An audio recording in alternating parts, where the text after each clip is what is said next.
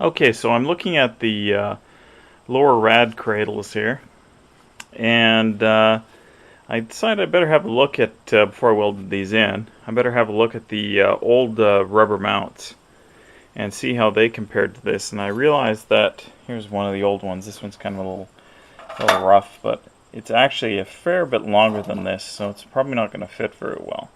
I said, well, I wonder, these are probably the, from the core support that this was for. This was a 6-cylinder head, was in this truck before, and or was associated with this core support. So it was probably the 3-core or the 2-core rad. And so I went through my parts bin and I found a 4-core top rad support, and you can see it's obviously quite a bit longer.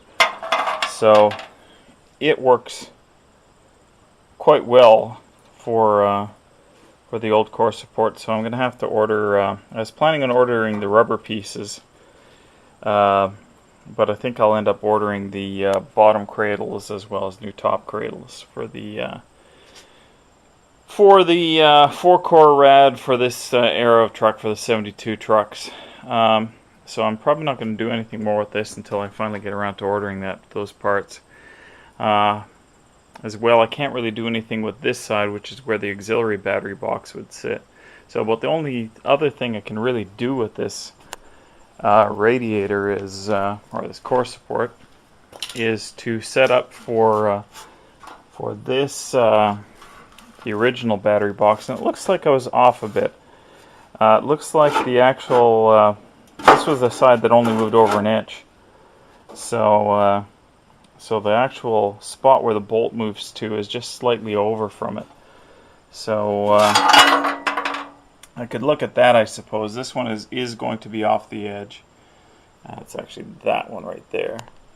Will actually be off the edge, so I will have to fabricate some sort of a mount to support the bolt, but I think I'm going to leave off on that. I'm going to set the core support aside and see what else I can work on until I get the other parts, because by the time those parts come, this is probably going to need a bit of a sandblasting again, because there's a lot of bare metal here, and I don't really want to use any of the rust preventatives because they left some deposits last time.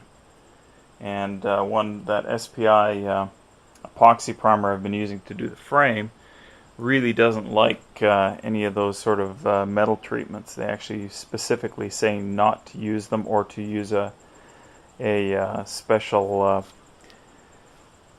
cancellation method for them. In any case, I'm going to set this aside and I'm going to move on to the next thing, which I have no idea what that is. We're kind of getting to the point now where I should really be starting to think about doing some body work on the cab here. But I think before I want to do any body work on the cab, well, it might be just as handy for it to be on the frame, but in any case, I've got to figure that out. I really want to do the underside of the cab, so it's going to have to come off. So, we'll see. We'll see what I figure out tonight.